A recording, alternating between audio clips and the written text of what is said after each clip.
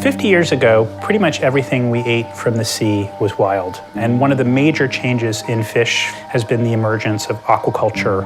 Something like half of what we eat from the sea is farmed.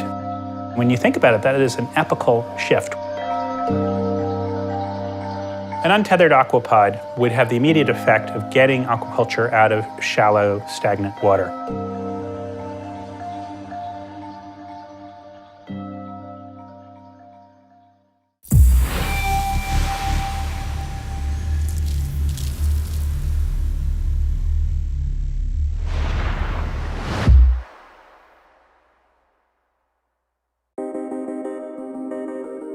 The human population consumes an insane amount of seafood, mostly fish.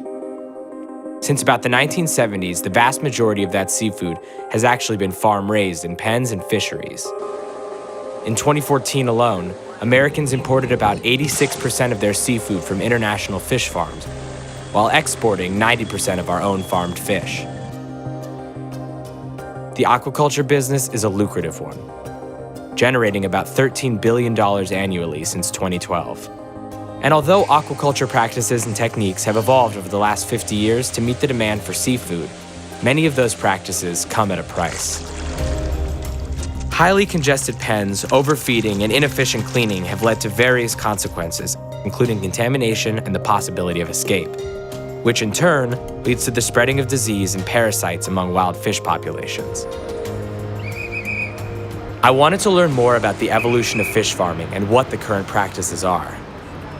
We're driving in New York City and we're on our way to see Paul Greenberg, whose work consists of documenting and exploring the consumption of fish both by fishing and aquaculture, or fish farming. Have you seen the state of fish and fishing evolve from when you were a kid to now? Fish are changing in a very, very big way. At a certain point, I started to see real reductions in some of the target game fish that I really love to catch, mostly because the water's just getting too warm, and also decades and decades of overfishing. World War II really changed everything in the ocean. All these different devices that were used to fight the war were used to catch fish. A sonar for finding submarines, for example, suddenly you could use it for fish. What then happened because of this technology, there was just a huge buildup in what's called fishing effort.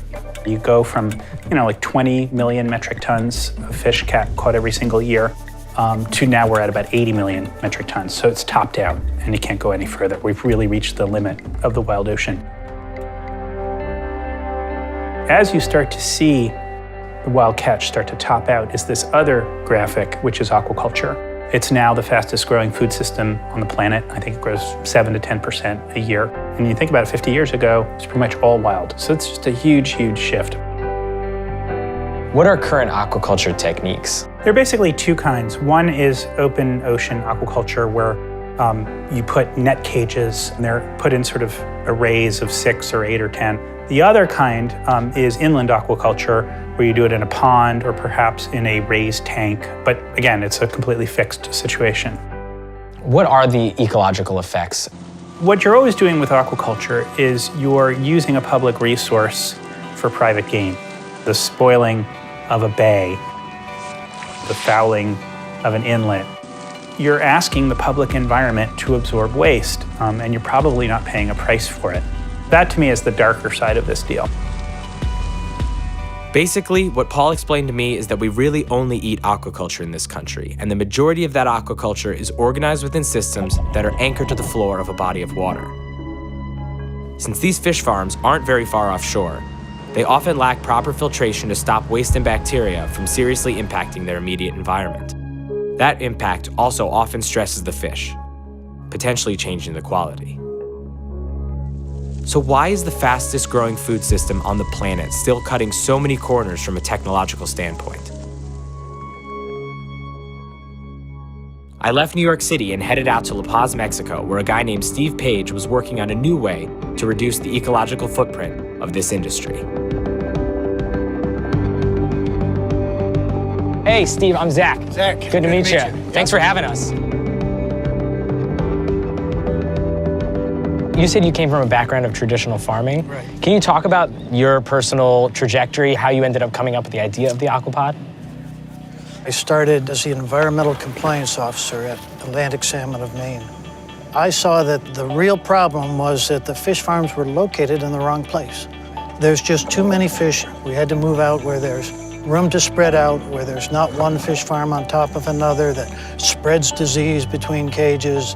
The only way to make fish farming sustainable and to help restore the ocean was to move offshore into deep water. This is a location where we are 140 feet of water, so it's very deep water.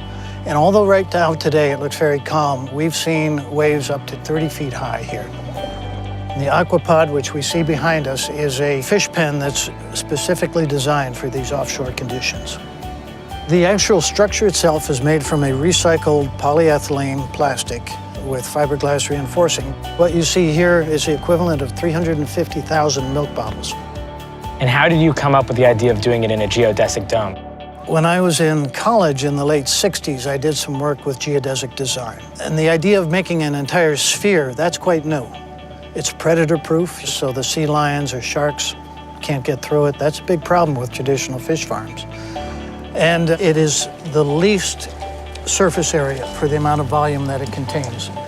In that amount of space, you can grow several 100,000 fish. What did you have to go through in terms of proving that this is an environmentally conscious way of farming fish? Well, we're still proving it. Offshore farming is still very new, but we're constantly collecting data, proving that when you're out in the open ocean can absorb the nutrients that are given off by a fish farm. The other thing that we notice is that these are what we call a fish aggregation device. What we have here is basically an artificial reef. We've got little crustaceans on the aquapod itself. There are a lot of other species of fish that congregate around this. So on the other end of the spectrum, if aquapods really took off and there was a ton of them in the water, how could that sort of cause problems with biodiversity? There's no question that it could. Every body of water has a carrying capacity. You look at La Paz Bay, there's a limited number of pens that can go in that area. There does have to be regulation about how many farms go in any embayment, and it's going to change according to the environment. Steve explained that these aquapods are being researched while stationed in one location. However, the future application for the pods, which are equipped with a propeller mechanism and GPS system, is to be able to use them as transporting vessels that deploy with juvenile fish and arrive at their desired location with fish that are ready to harvest.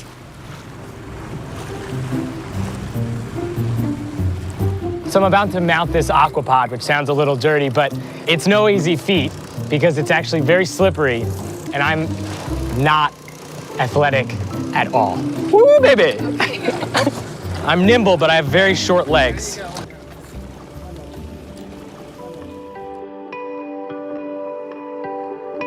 Do you think that the traditional types of fish farming is a sustainable way to farm for the future? I don't think it's sustainable for the future because in the future we're going to need so much more farm fish.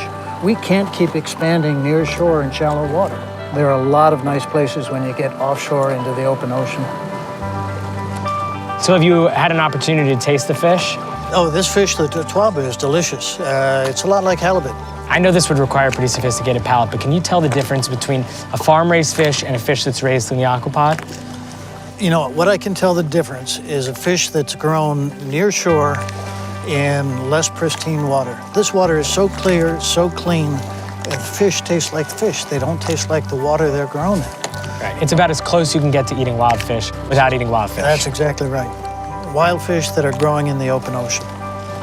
My goal is to develop a platform that we could offer to new fish farmers and also the traditional fish farmers that they can plug in and start growing fish in an environmentally safe way and reducing their risk so they can get an economic return. So this really is the future of fish farming, ideally.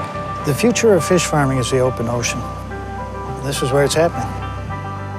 Like with most farming practices, there will always be questionable ways in which we cultivate our food supply. And as seafood consumption continues to grow, new innovations are necessary to ensure that we meet that demand and safely navigate the uncharted waters of this industry.